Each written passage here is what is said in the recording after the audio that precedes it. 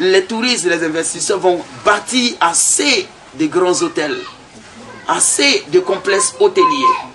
Vos enfants qui vont faire plus tard des études dans l'hôtellerie, pâtisserie, cuisine, tourisme, vont avoir du travail à gogo. Il y aura assez d'entreprises touristiques. Il y aura assez d'entreprises de communication, de publicité. Voici un peu l'avenir de la Côte d'Ivoire. Mais l'Éternel dit, dans cette nation, il n'y a pas de serviteurs de Dieu. En Côte d'Ivoire, il n'y a pas de serviteurs de Dieu. Ils sont tous des plaisantins. Et vous êtes tous des plaisantins. Mais je vous dis ce matin de la part de l'Éternel, mon Père, l'Éternel, le retour de lui que je suis, il m'a fait venir sur la terre des humains pour redresser l'humanité. Tout serviteur de Dieu qui sera dans le faux me trouvera sur son chemin. Et l'Éternel m'a fait venir sur cette terre pour déranger également les nations. Pour déranger également toutes les autorités, tous les gouvernements de ce monde.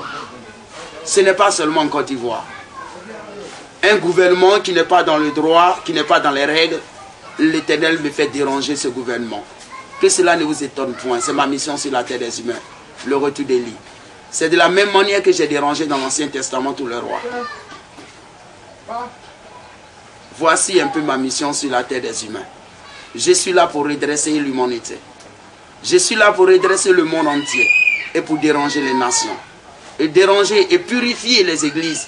Purifier également la vie des serviteurs de Dieu. Beaucoup diront, mais qui il est? Il est qui pour pouvoir nous juger? Toi, serviteur de Dieu qui écoute ce message, en ce moment précis, tu es en train de te poser ces questions. Parce que c'est une prophétie que je te livre. Et ça va se réaliser à travers toi sans que tu ne le saches. Il est qui, lui comme ça là, un plaisantin comme ça pour me juger? Mais c'est ce plaisantin aussi qui va t'inquiéter. Je te le dis dès maintenant.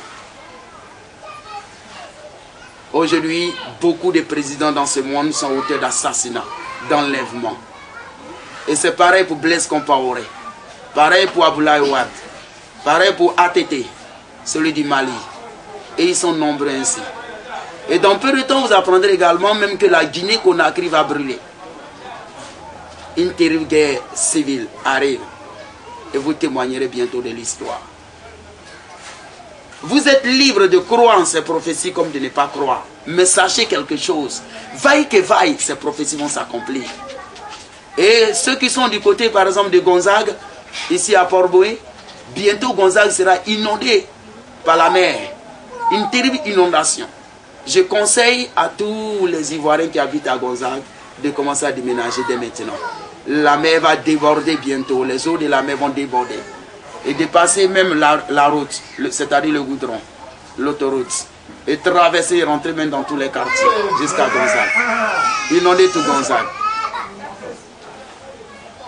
Voici un peu ce que j'ai à vous dire. Vous êtes libre de croire comme de ne pas croire. De toutes les manières, les Ivoiriens n'ont jamais cru en moi. Toute ma vie n'a été que persécution. Mais je vous rassure que la nation ivoirienne va me regretter. Kakou, c'est vrai, vous avez prévenu et vous n'avez pas écouté. En ce sens, je dis bien des choses à Elora de Midi, qui passe souvent à Mythe et Mystère en fréquence 2. Que je suis déjà là. L'Éternel me charge de te donner ce message, Elora de Midi. Tu te reconnais dans ce message, Elora de Midi. Tu as annoncé le message concernant mon avènement. Que l'Éternel devait me susciter et que l'Éternel m'a déjà suscité que je suis là. Et que mon ministère est la loi des talions, œil pour œil, dent pour dent. Ce que tu as annoncé de la part de l'Éternel est la vérité. Tu as reçu réellement la révélation, tu n'as pas menti. Et l'Éternel me charge et te dit qu'il te félicite et il te bénit pour cela. Et mon histoire va faire bouillonner toute la Côte d'Ivoire. Parce que tous les pays de la sous-région, tous les pays du monde entier vont remplir cette cour ici à Port-Boué. Aujourd'hui, la Côte d'Ivoire a atteint également dans une phase que nul ne puisse comprendre. Parce qu'un mouvement spirituel est en train de se faire. Un tourbillon spirituel est en train de se mouvoir en Côte d'Ivoire. Par un nettoyage terrible. Vous verrez des corps sans tête.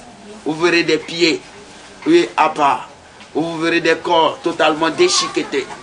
Le dernier vent qui va souffler sur la Côte d'Ivoire sera terrible. Et l'Éternel va enlever, nettoyer toutes les autorités militaires comme autorités politiques de la Côte d'Ivoire. Celles qui se sont alliées au président Bédié seront épargnées. Toutes les autorités qui ont été fidèles au président Bédié, qui ont honoré la mémoire du président Houphouët-Boigny seront épargnées par l'Éternel, quelles que soient les petites erreurs. L'Éternel félicite également le professeur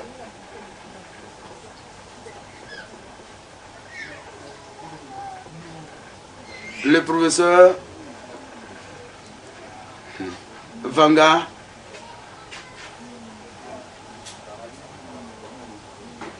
celui du PIT.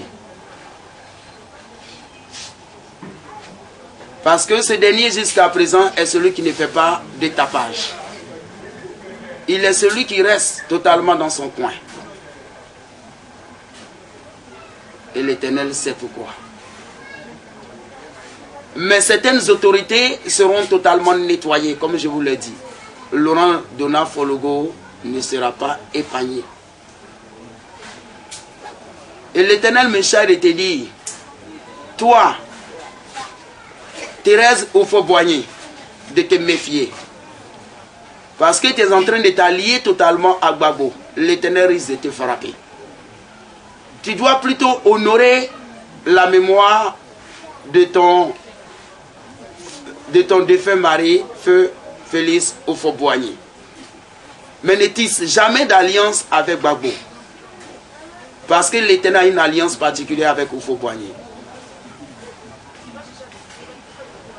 Alors, l'Éternel, Dieu me charge de te dire ce matin, toi, Thérèse Houphouët-Boigny, ne t'allie pas avec Gbagbo. Ne tisse pas de pattes avec Gbagbo. Parce que c'est Gbagbo qui a fait le coup d'État en 1999 pour enlever Bédié du pouvoir. Si tu n'as pas écouté ce message, demain, ne te plains pas que tu n'as pas été averti. Ne te plains pas que tu as été averti, que tu n'as pas pris cela au sérieux. Voici un peu ton message. En ce qui concerne Simone Gbagbo, elle, l'Éternel ne la touchera pas. Mais si elle ne fait pas attention, elle aussi sera assassinée dans la dernière crise qui arrive bientôt. Parce que le dernier vent va souffler, vaille que vaille. En ce qui concerne maintenant le football ivoirien, que cela n'étonne pas les Ivoiriens si la Côte d'Ivoire n'arrive pas à prendre des coupes. C'est parce que les joueurs ivoiriens jouent avec le fétichisme qu'aujourd'hui, tous les joueurs ivoiriens échouent toujours pendant la CAN et la Coupe du Monde. Si vous voulez savoir le pourquoi, voici le pourquoi. Que ce soit Didier Drogba, que ce soit eux tous, que ce soit même Aruna Dendane, etc. Eux tous jouent avec le fétichisme. Et tant qu'ils joueront avec des fétiches, ils ne prendront jamais de coupe en Côte d'Ivoire. Pendant la CAN organisée à chaque période précise. En Sénégal 92, tous les joueurs ivoiriens ont joué avec le fétichisme. Et l'Éternel a laissé faire, ils ont pris la coupe. Et depuis ce jour, tous les joueurs ivoiriens ont pris le goût au fétichisme et tous jouent avec les fétiches. Mais l'Éternel a une alliance particulière à la Côte d'Ivoire. Donc quiconque aime bien, châtie bien. C'est la raison pour laquelle la Côte d'Ivoire fait toujours échouer les éléphants aux différentes CAN et compétitions du monde entier. Si vous voulez savoir le pourquoi, voici le pourquoi. C'est la raison pour laquelle j'ai prédit la chute de Didier Drogba depuis des années. Parce que Didier Drogba joue avec le fétichisme. C'est la raison pour laquelle Didier Drogba ne peut plus briller jusqu'à la fin de sa carrière. Chaque jour que l'Éternel fait, il ne fait que totalement tomber bas jusqu'à la fin de sa carrière. Et s'il m'écoute en ce moment, je sais que ce message va transpercer son cœur. Mais je n'y peux rien. Ce sont les messages que